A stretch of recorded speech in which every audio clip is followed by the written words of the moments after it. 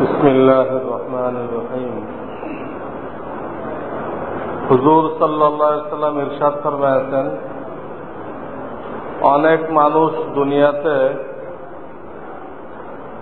নরম নরম বিছানার উপরে বসিয়া আল্লাহ তাআলার জিকির করে। ইহার বদৌলতে আল্লাহ তাআলা তাহাদিগকে জান্নাতের উচ্চ স্তরে পৌঁছায়া দেন।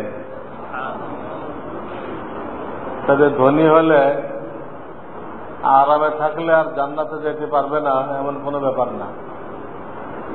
যে আল্লাহকে স্মরণ রাখা যায়, আল্লাহর ইবাদত করা যায়, গুনাহ বর্জন করা যায়, তো ধনীও কামিয়াব, গরিবও কামিয়াব। আর যদি আল্লাহর হুকুম পুরা না করা হয়, ধনীও ধ্বংস, গরিবও ধ্বংস।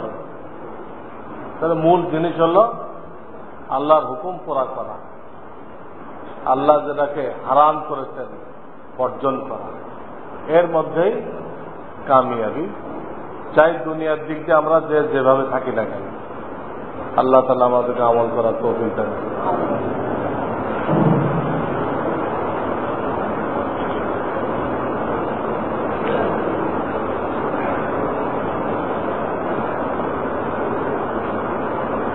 এক ভাই প্রশ্ন করতে, রমজান মাসে কোরআন নাজেল হয়, এর মানে কি? এর মানে তো বয়ানে বলে দিচ্ছি আমি, যে মূল কোরআন শরীফ আছে লহে মাহফুজে, আরশে। ওখান থেকে একটা কপি বানায় আল্লাহ কোথায় নাজেল করতেন? প্রথম আকাশ। এটা রমজানের শেষের দশকে করতে, ওই কপিটা প্রথম আসমানে নাজেল করা হয়েছে।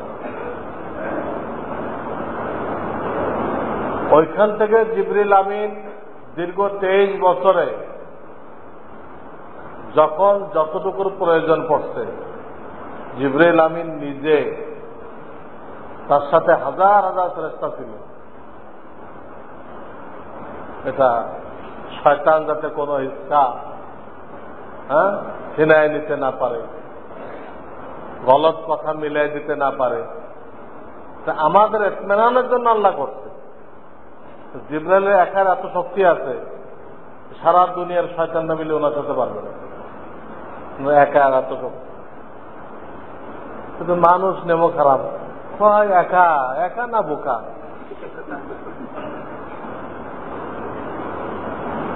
তা না হলে বদরের যুদ্ধে আল্লাহ তাআলা 3000 ফেরেশতা নাযিল করলেন, লাগলে আরো বাড়ায় 5000 নাযিল করলেন। আরে 3000 লাগে? একটা ফেরেশতা চেঁচিয়ে চিৎকার করলে সব কাফেররা কলিজা ফেটে মরে যাবে। একটা কাফের যথেষ্ট, একটা ফেরেশতা যথেষ্ট। একটা না করে আল্লাহ 3000 কেন বললেন? আমাদের সান্ত্বনার জন্য। আমাদের দিল ভরে না। পোলাপানের যেমন পেট ভরে তো চোখ ভরে না,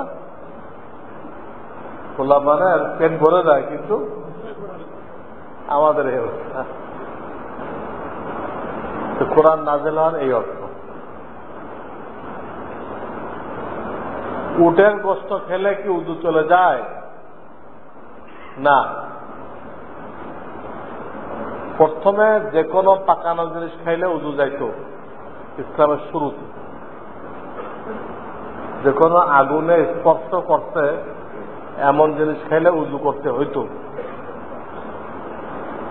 দ্বিতীয় পর্যায়ে এসে আল্লাহ রাসূল বললেন যে অন্য যে কোনো পাকানো জিনিস খাইলে উযু করা লাগবে না, তবে উটের গোশত খাইলে পুরো উযু করে নিও। কারণ উট মানে হলো ইট, উটের গোশত ইটের মতো শক্ত, এই জন্য এটা খায় উযু করতে পারে। এটা হলো দ্বিতীয় স্তর। কিন্তু তৃতীয় স্তরে এসে হুজুর এটাও বাতিল করে দিলেন যে এখন থেকে আর কোন আগুনে পাকানো জিনিস খাইলে উযু করা লাগবে না। তো দ্বিতীয় স্তরে এটাতে উজু করতে বলা হয়েছিল, আর এক ধাপ সামনে দেয়, এটা আবার কি হয়েছে, বাতিল হয়ে গেছে। কোন লোক ওই দ্বিতীয় ধাপের হাদিসটা লয়ে গেছে, এই আল্লাহ রসুল করছে উঠের গোস্ত গেলে উজু করতে হবে, এর খবর নেই যে আর এক ধাপে এটা রহিত হয়ে গেছে। এই জন্য পাবলিককে হাদিস রিসার্চ করতে মানা করা হয়। এরকম জায়গায় তার পদস্খলন হয়ে যাবে। ওই হাদিস পড়ছে, এরপরে আরো ঘটনা আছে, এটা পড়ে না। নজর লাগার বিষয়টি বিশদভাবে বুঝিয়ে দিন। এটা হাদিসটা আছে আল আইনু হক। আল আইনু অর্থাৎ বদ নজর যে লাগে এটা ঠিক, এলে হাদিস। তো বদ নজর লাগলে ওটা আস্তে আস্তে ক্ষতিগ্রস্ত হয়ে থাকে। বদ নজরের তাসিরে কি হয়, তো যেটা গাছে লাগে তো ফল নষ্ট হয়ে যাবে, যদি এটা মানুষের উপর লাগে তো তার দাস্ত শুরু হয়ে যাবে। হক বলা হয়েছে। এখন কার লাগে হেও জানে না, কার নজর লাগলো সেও বলতে পারে না। এই জন্য নবী আলাইহিস সালাম একটা ব্যবস্থা শিখাই দিতে যে তোমরা যে কোনো মুসলমান তোমাদের কাছে কোনো জিনিস দেখে যদি ভালো লাগে তো তুমি মাশাআল্লাহ বলবা, মাশাআল্লাহ। তাহলে তোমার নজর লাগার যে আশঙ্কা ছিল ওইটা রহিত হয়ে গেল, তোমার নজর আর লাগবে না। প্রত্যেকে শিখাইছে না, কিন্তু সকলে শেখে নাই। আল্লাহ রসুল শিখাইছে সবাই রে, কিন্তু আমরা এটা শিখি নাই। এটা না বলার কারণে যারা বলতেছে না তাদের কারণ নজর লাগে, লাগলে ওটা ক্ষতিগ্রস্ত হতে শুরু করে। তখন বিভিন্ন দোয়া তাবিজ লাগে, ওই লোকটাকে গোসল করায়, সেই পানি দেওয়ার এরে গোসল করাইতে হয়, এ অনেক কিছু আছে। হাদিসে বলা হচ্ছে ঠিক।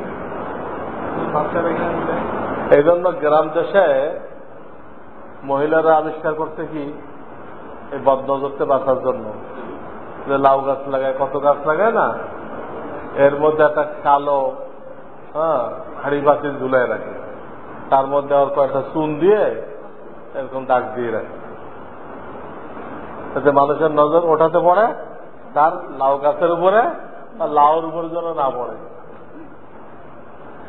তারা এটা আবিষ্কার করছে। তো তাদেরকে বলা হয়েছে যে তোমরা তোমাদের লাউটা হেফাজত করার জন্য এত ব্যবস্থা নিলা, কিন্তু তার কলিজার টুকরা বাচ্চাটা হেফাজত করার জন্য কোনো ব্যবস্থা নিল না। লাউ হেফাজত করার জন্য ব্যবস্থা নিলা তুমি, লাউ নষ্ট না হয়, তোমার ছেলে মেয়ে নষ্ট না হয়, তার জন্য কি ব্যবস্থা নিত? ওখানে তো বদনজর লাগতেছে যে মেয়েরা রাস্তায় ঘোরে, তো বদনজর লাগে, সৌন্দর্য নষ্ট হয়ে যায়, আখলাক নষ্ট হয়ে যায়। সমস্ত বখাটে লোকেরা ওই বেপর্দা মহিলার সাথে চোখের জেনা করছে, তো সে তাদেরকে এই চোখের জেনা করার সুযোগ দিচ্ছে। ওই মহিলা লোকদেরকে তার সাথে চোখের জেনা করার সুযোগ দিয়ে সে ব্যভিচারী নিয়ে গেছে। একটু বুঝ থাকলে কোন মহিলা করবে না, এগুলো সব বেকার। মহিলাদের পাতিল দেয় আর বাচ্চার এখানে কালো টিপ দেয়, এগুলো দরকার নেই। দোয়া কালাম পড়ে ফু দিয়ে দেবে প্রত্যেক দিন, বাচ্চা তো পড়তে পারে না, 3 কুল পড়ে ফু দিয়ে দেবে।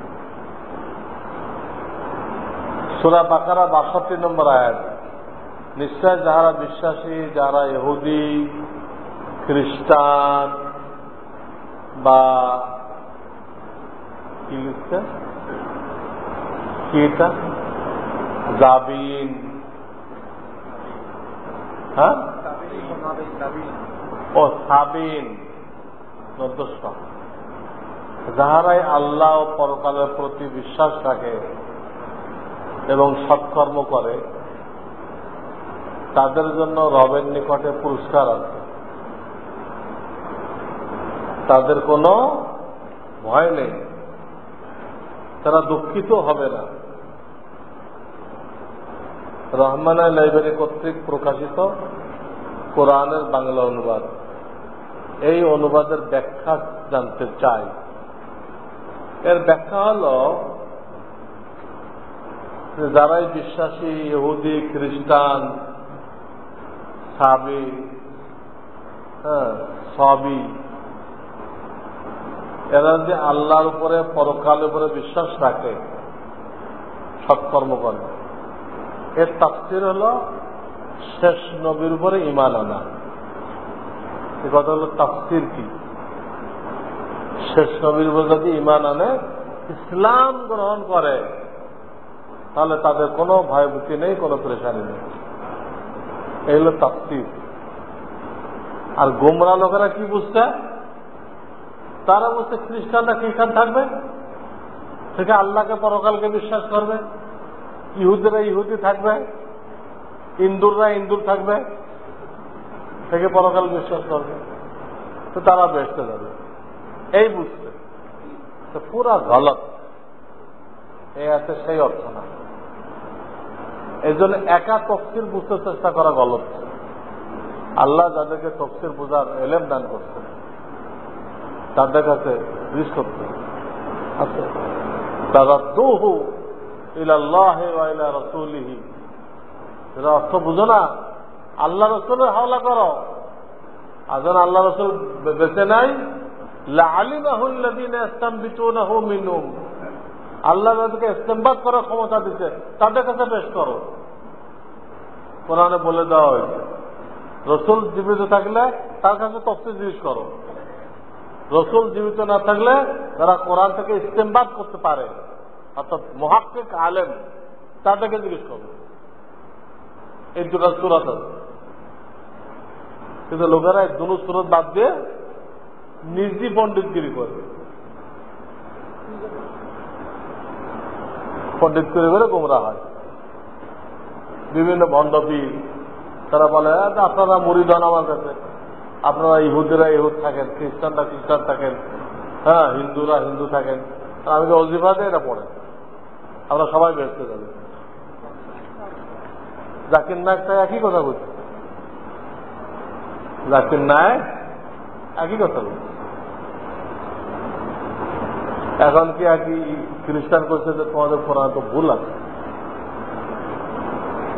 তো জাকির নায়ক স্বীকার করছে, হ্যাঁ হ্যাঁ কিছু জায়গায় ব্যাকরণগত ভুল আছে।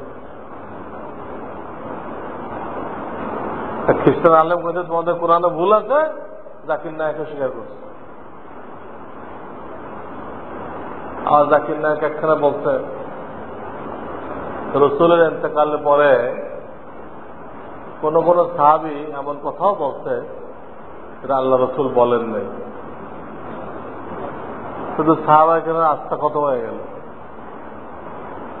যারা এমন কথা বলছে যে কথা আল্লাহ রসুল বলেন নাই, নাউযুবিল্লাহ, কুরআনে ভুল রয়ে গেছে, কি হইল? আর খ্রিস্টানদেরকে চ্যালেঞ্জ করছে, এটা যদি বাইবেলে প্রমাণ করে দিতে পারো তাহলে আমি আজকে খ্রিস্টান হয়ে যাব, এটা প্রমাণ করে দিই। এই দেখো বাইবেলে আছে, কত পুরানো পড়া নেই, এই জন্য এই ধরনের কথা বলা যায় না। এটা প্রমাণ করলে আমি খ্রিস্টান হয়ে যাব, আমরা কোনো অবস্থায় খ্রিস্টান হব না। তারা প্রমাণ পেশ করতে পারলেও হব না, আমরা তো কোরআনে বিশ্বাস করছি। তারা প্রমাণ পেশ করলে এই জন্য হব না, কোরআন বলতেছে ওরা ওর মধ্যে হাতে লেখে, তুমি যেটা চাইবা ওটা হাতে লিখে একটা এডিশন বের করে তোমার দেখাই দিলে আপনি কইছিলেন, এই দেখেন আমাদের বাইবেলে আছে, তাহলে আপনি যা কইবেন ওরা লিখে ওরা দেখাই দিবে। কারণ বাইবেল কমিটি আছে, প্রত্যেক বছর তারা কিছু চেঞ্জ করে, তাহলে মুসলমানরা চ্যালেঞ্জ করে, ওগুলো ওরা লিখে দেয়। এক ভাই বাংলাদেশি ইঞ্জিনিয়ার আব্দুল হাই, ইনি একটা বই লিখছেন সত্যের সন্ধানে। এই বইতে কোন এডিশনে কি ছিল বাইবেলের 1990-তে কি ছিল, 91-তে কি হয়েছে, 92-তে কি হয়েছে, সব তুলে দিচ্ছে। যে দেখাইছে প্রত্যেক বছর চেঞ্জ করে। একটা এই বাইবেল ঈসা আলাইহিস সালামের ইনজিল না, সেন্ট পলের লেখা। এরপরে এর মধ্যে প্রত্যেক বছর তারা কি করতেছে, ওই কমিটি চেঞ্জ করতেছে। এই অবস্থায় কথা বলা যায়? তোমাদের বাইবেলে এই কথা থাকলে আমি খ্রিস্টান হয়ে যাব? যদি নাও থাকে ওরা লিখে দেবে, এক এডিশনে লিখে আপনাকে দেখাই দেবে, তখন কি করবে তারা? এরকম বোকা হলে যাকে না।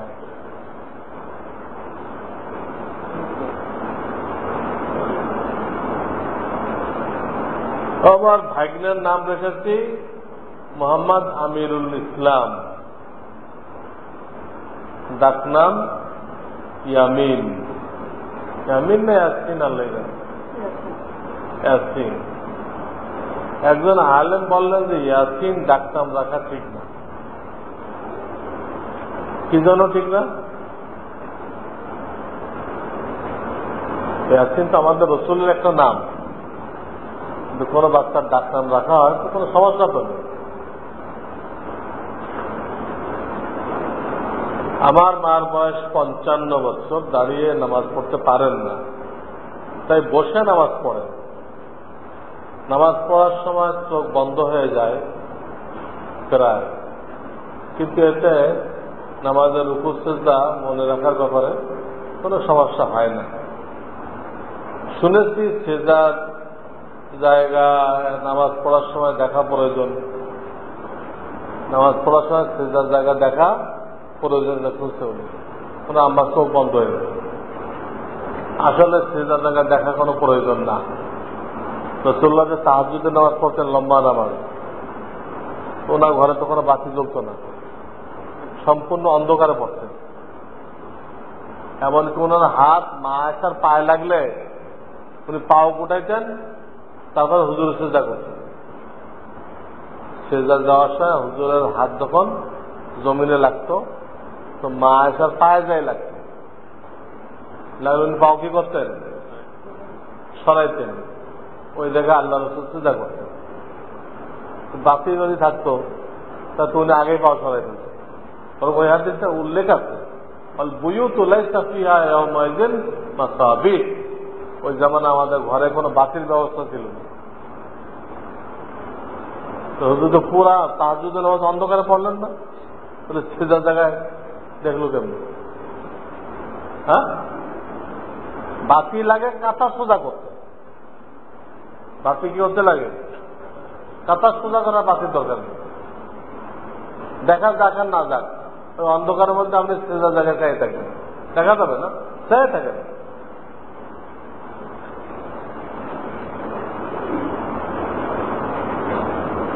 এগারো বছরের ছেলের জন্য রোজা ফরজ কিনা? সাধারণত 11 বছরে বালেগ হয় না, কিন্তু ফরজ তো না। বাকি বাপ মা অভ্যাস করানোর জন্য যখন থেকে দেখবেন শক্তি এসে গেছে, তখন থেকে অভ্যাস করানোর জন্য তাদেরকে রোজা রাখতে বলবে।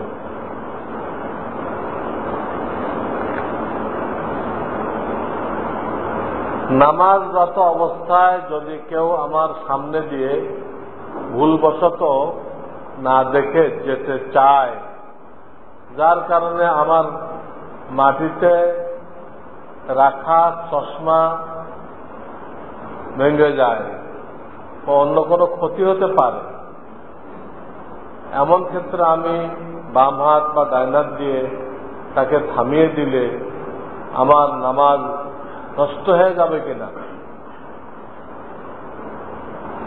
চশমা ছাড়াও তারা করতে পারেন, চশমা রক্ষা করার জন্য হাত দিয়ে থামাইবে, কোনো কিছু নেই আপনার, তখন হাত দিয়ে থামাইতে পারেন। আপনার সামনে যাবে কেন? পিছন দিয়ে দেখতে হবে। প্রথম সুবহানাল্লাহ বলবেন, তাও সে খেয়াল করলো না, আপনি হাত দিবেন, এক হাত দিবেন আগে। হাদিস আছে, ঠিক আছে, দ্রুত গেলে হাত আগায় দিক, অসুবিধা নেই। নামাজ পড়ানোর কর্তব্য চশমা এরকম না রাখা। পকেট কি কাজের জন্য? চশমা যদি মাটিতে রাখে পকেটের ডিউটি কি?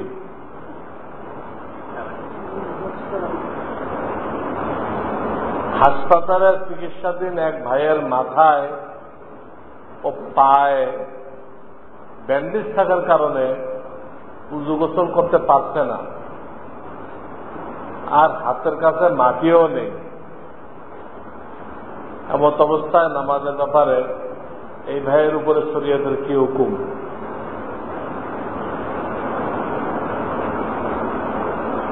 রোগীর সাথে লোক থাকে না, কাজে পানি আনায় তো সে কি করতে পারে? ভালো জায়গাগুলো ধুয়ে দিল, ওই ব্যান্ডেজের জায়গাগুলো মোস্তাই করে দিল, গামছা ভিজায় ভালো জায়গাগুলো কি করলো? ভিজাই দিল। আর ব্যান্ডেজের জায়গায় তো গোসল বা উযু হয়ে গেল। আর যদি বেশি জায়গায় কাটাছেড়া হয় তো তায়াম্মুম করে দিল। রোগীর সাথে তো লোক থাকে, এই প্রশ্নটা খাটে না।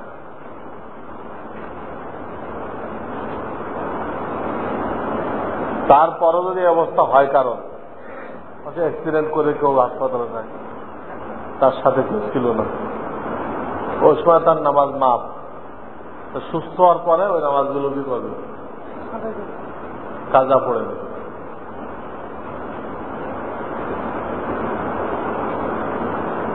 আমার বয়স 26 বছর। আমার সবসময় সাদা রঙের কাপড় পরতে মন চায়, কিন্তু আমার বিবি ভিন্ন রঙের কাপড় পরতে বলে। এখন কি করণীয়? ঠিক আছে, বিবিকে খুশি করার জন্য আপনার মতটাকে নিচেই রাখেন, বাকি বিবিকে বুঝাইতে পারেন যে আল্লাহ রসুল সাদা পছন্দ করতেন। হ্যাঁ, লাল পুরুষের জন্য মকরু, তো লাল বাদ দিয়ে অন্য রং তো জায়েজ আছে। বাকি আল্লাহ রসুল পছন্দ করতেন কোনটা? সাদা। যে কোনো সাদার একটা বৈশিষ্ট্য আছে, সূর্যের যে হিট, এর মধ্যে একটা অংশ আছে যে অংশটার কারণে ক্ষতি হইতে পারে, ক্যান্সার পর্যন্ত হইতে পারে, ওটা তাপসিরের। সাদা রং ওটাকে বডি থেকে হটাই দেয়, আর অন্য রঙে ওটাকে টানে, আকর্ষণ করে।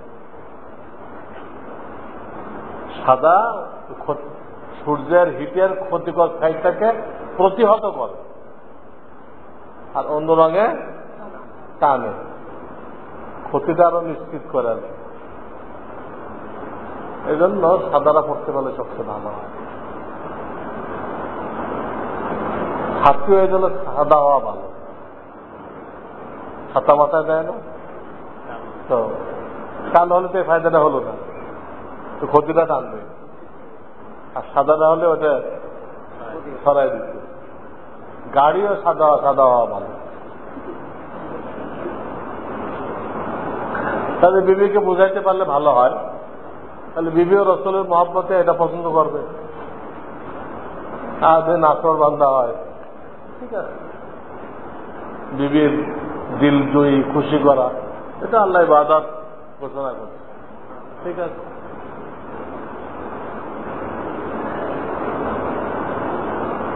প্রাইভেট কার বা বাসে থাকা অবস্থায় বসে নামাজ পড়লে নামাজ হবে কিনা? প্রাইভেট কারে ওর মধ্যে নামাজ পড়ার দরকার কি? আপনি যে কোনো জায়গায় থেমে নামাজ পড়তে পারেন, রাস্তার কিনারে, আইল্যান্ডের মধ্যে। তাহলে গাড়িটা আপনার নিয়ন্ত্রণে, এই না যে আপনি কইছেন থামে নাই, বুঝলেন নাই? তাহলে এটা অবান্তর প্রশ্ন হয়ে গেল। তারপরে তো কোনো অপারগতায় পড়তে হয় যে না, আশেপাশে পানি, বন্যা হয়ে গেছে, আর থামবে, তারা বোরকা পরে নামাজ পড়ে দেবে রাস্তার কিনারে বা মসজিদের কিনারে। সফরে তো মহিলারা মসজিদে নামাজ পড়তে পারে এক কিনারে, বা বারান্দার এক কিনা, তারপর দেশ চতুর্দিকে পানি, রাস্তা তো খালি খালি আছে নামাজের পিছনে, তাহলে বসে বসে পড়ে নেবেন, কিন্তু এই নামাজটা পরে আবার দৌড়াইতে হবে। কোরআন সহিশুদ্ধ করার জন্য কোরআনের ট্রেনিং নিতে চাই, কিন্তু ঈদের পর আমার পরীক্ষা হওয়ার সম্ভাবনা আছে। বাসা থেকে কোরআন ট্রেনিং নিতে না করতে, কিন্তু আমার খুব ইচ্ছা। ট্রেনিং হলে তো আধা ঘন্টা করে হবে, এতে পরীক্ষার কি ক্ষতি হবে? পরীক্ষার আগে কি ছাত্র 24 ঘন্টায় পড়ে না কিছু ব্যালেন্সকে রেস্ট দেয়? ওই রেস্টের মধ্যে পড়ে নেবেন। আর বাসা থেকে মানা করতেছে তাড়াতাড়ি লিখে দিক, তো পরীক্ষা শেষ হওয়া পর্যন্ত তুমি মরবা না। আমরা নিশ্চয়তা দিচ্ছি, পরীক্ষা শেষ হওয়া পর্যন্ত তুমি বেঁচে থাকবা, তাতে পরীক্ষার পরে কি করো? কোরআন সই করে নিও আর পরীক্ষা দিয়ে নাও। তো বাপ মা বলতে হলে সার্টিফিকেট দিতে হবে, পরীক্ষার পরে যে হায়ার পাবে সার্টিফিকেট দিতে হবে। পারবে দিতে? তাহলে মৃত্যুর জন্য তৈরি থাকতে হবে। এত লম্বা দিচ্ছে। আমার নাম সুফিয়া আক্তার, নামের দুনো অংশ ভুল। শব্দ হল সফিয়া, দন্তর সাথে রসগান নেই। আর হল আক্তার না, আখ খাদি, বুঝছেন না? আমার দেশে তো যত বড় শিক্ষিত হোক, তার নাম সে বানানো করতে পারে না, অর্থ জানে না। আমি একজন অ্যাডভোকেটকে জিজ্ঞেস করলাম, সুপ্রিম কোর্ট অ্যাডভোকেট, যে আপনার নাম যে আরশাদ, এর অর্থ কি? অর্থ তো জানি না, এতটুকু বুঝছি যে আরস থেকে নেওয়া হয়।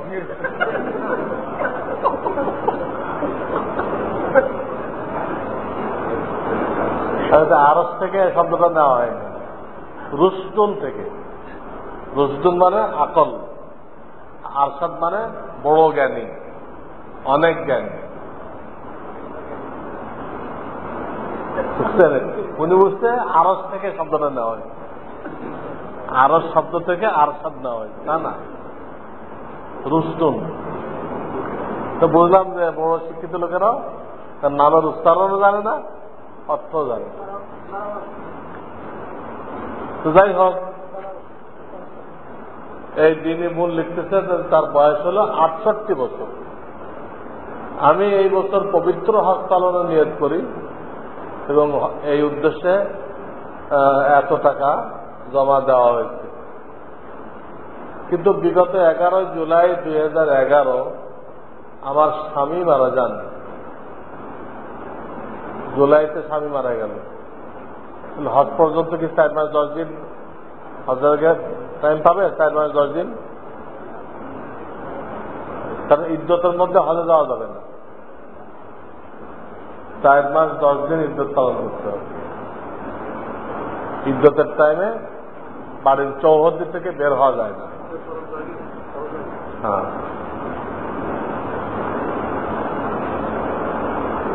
4 মাস 10 দিন ঘরে অবস্থান করতে হবে। ততদিনে হজে যাওয়ার শেষ ফ্লাইট শেষ হয়ে যাবে, এমনকি পবিত্র হজও শেষ হয়ে যাবে। হজের শেষ ফ্লাইটের সম্ভাব্য তারিখ 31শে অক্টোবর এবং ঈদ উল আজহার সম্ভাব্য তারিখ 4 নভেম্বর।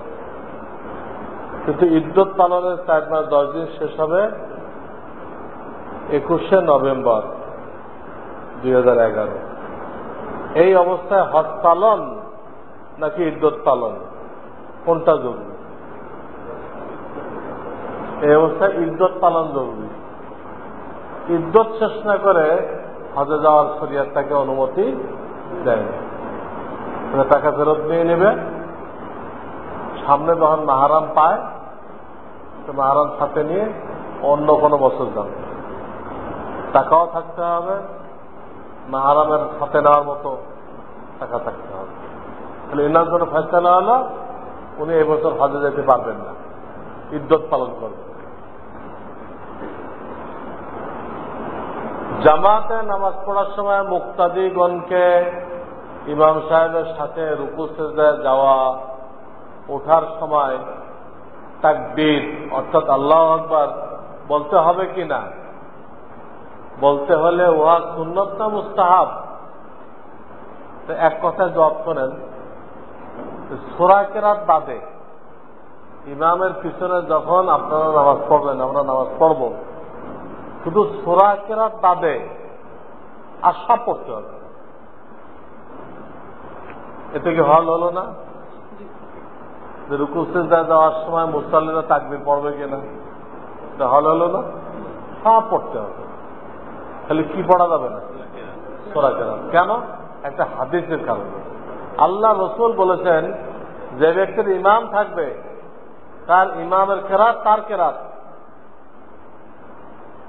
কিন্তু কেরাত সম্পর্কে বলতে বলেন নাই তার ইমামের তাকবীর তার তাকবীর, তার ইমামের আত্তাহিয়াতু তার আত্তাহিয়াতু, এটা বলেন সব পড়তে হবে। ওটাতে ইমাম বলবে, আপনি ওর দ্বিতীয় পাঠ বলবেন। ফরজ গোসলের সময় বালতিতে পানি নিয়ে মগ দিয়ে গায়ে পানি ঢালার সময় গায়ে লাগা পানি ওই বালতিতে পড়লে বালতির বাকি পানি দ্বারা গোসল শুদ্ধ হবে কিনা? হ্যাঁ, শুদ্ধ হবে, সিদ্ধ হবে।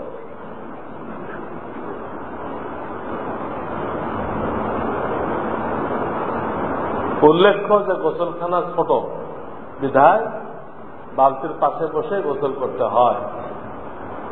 এটা কিছু পানি পড়বেই, বড় হলেও পড়বে। এজন্য হাসান বসরিকে এই মসলাটা জিজ্ঞেস করা হয়েছে, গোসল করার সময় গায়ের পানি কিছু ছিটাই কোথায় পড়ে? বালতিতে। কারণ বালতির পানিকে নাপাক হয়ে যাবে। তিনি একটা কথা বললেন, অমাইয়ামলিকু ইন্তিশার আল মা, পানি যে ছিটাই পড়ে কন্ট্রোল করার নিয়ন্ত্রণের ক্ষমতা কার আছে যে পানি ছিটবে না?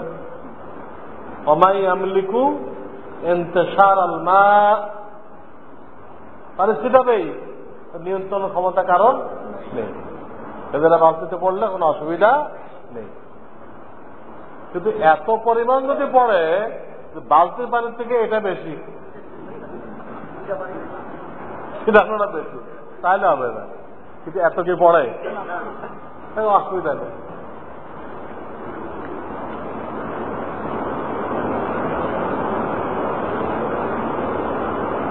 ধরুন আপনার এই বয়ানের মজলিসটি ভিডিও করে মহিলা ব্যতীত অন্যান্য দিনী সাথীদের সামনে পেশ করা হয় এবং তারা এর সাথে বিভিন্ন মাসলা মাসাইলের উপরে আমল করে, তাহলে কি হওয়া যায়? ভিডিও মানে কি? ছবিও তো থাকবে, ওইখানটা হারাম হয়ে গেল। তো ছবিও থাকলো তো কি হয়ে গেল? কোন গুনাহের কাজের সাথে দিনের কাজ করা না যায়। জাকির নায়ক গুমরা কেন? একটা গলত ফতোয়া দিচ্ছে, দুই একটা সঠিকও হইতে পারে, কিন্তু সেটা টেলিভিশনে বলতেছে, তার ছবি আসতেছে, এই যে তার পুরা খেদমতটাই গলত।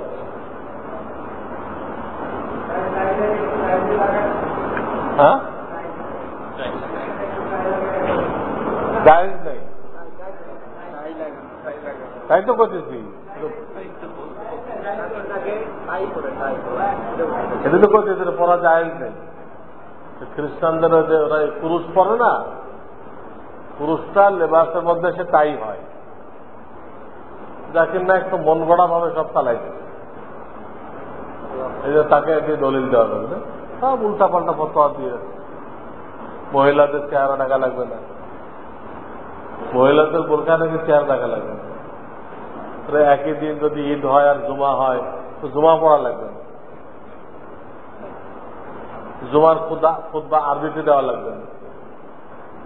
এইসব উল্টাপাল্টা যত ফতোয়া আছে, এই নিয়ে আদর্শ নারীতে 3 সংখ্যা লিখি। কারেন্ট সংখ্যা নিয়ে আদর্শ নারীতে 3 সংখ্যা লিখি জাকির নায়েকের মধ্যে। আপনারা পড়ে দেখেন, তার গুমরাহের কোনো শেষ নেই। আর আমাদের রহমানিয়া মাসা থেকে মুফতি মিজানুর রহমান কাসেমি বইও বের করছে, এটাও পড়ে দেখেন। অলিপুরি সাহেব একটা বই লিখছে, দেওবন্দে ফতোয়া দিচ্ছে, পাকিস্তানের তাকি উসমানী সাহেবের ওখান থেকে ফতোয়া দিচ্ছে, সব জায়গাতে ফতোয়া দিচ্ছে। কিন্তু গুমরা এর বয়ান শোনা মুসলমানদের জন্য জায়েজ নেই। এরপর যে শুনবে সে নিজ দায়িত্বে গুমরা হবে। ওলামারা হক কথা পৌঁছায় দিচ্ছে, আলেমদের কারা দায়ী করতে পারবেন না, আলেমরা বলে নাই। আলেমরা জাকির নায়েক যে গুমরা, আলেমরা বলে নাই, তাই আমরা তার ভক্ত হয়ে গুমরা হয়েছি, এটা আর বলার সুযোগ নেই। আমি ফতোয়া দিয়ে দিচ্ছি, আমার 2 সাগরে আমার কিতাব লিখতে হবে, একজন আবুল হাসান শামসাবাদী আর হলেন মুফতি মিজানুর রহমান। এদেশে আমি প্রথম মোকাবেলা শুরু করছি লিখিত হবে, আমার আগে আর কেউ মনে করে না। অলিপুরি সব করছে, কিন্তু মুফতি না, ফতোয়া আকারে করে নাই, উনি ওনার মতো ফতোয়া আকারে এদেশে আমি প্রথম মোকাবেলা করছি। আর এখন আমার 2 সাগরের চালাইছে। ফতোয়া রহমানিয়া জাকির নায়েক আসবে করতে গিয়ে, ফতোয়া রহমানিয়া যখন লেখা হয়েছে তখন তো জাকির নায়েকের জন্ম হয়নি। সামনে হইতে পারে। সুবহানাল্লাহ ওয়া বিহামদিহি, সুবহানাল্লাহ। আল্লাহুম্মা সাল্লি আলা মুহাম্মাদিন النبي وعلى آله وسلم تسليما. ربنا لا تزغ قلوبنا بعد إذ هديتنا وهب لنا من لدنك رحمة إنك أنت الوهاب. يا حي يا قيوم برحمتك نستغيث أصلح لنا شأننا كله ولا تكلنا إلى أنفسنا طرفة عين. سبحان ربك رب العزة عما يصفون وسلام على المرسلين الحمد لله رب العالمين. آمين.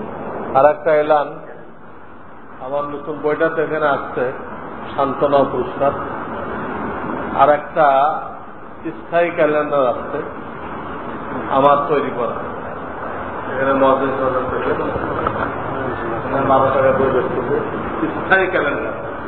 বাজারে যত ক্যালেন্ডার আছে তার থেকে সম্পূর্ণ ব্যতিক্রম ধর্মে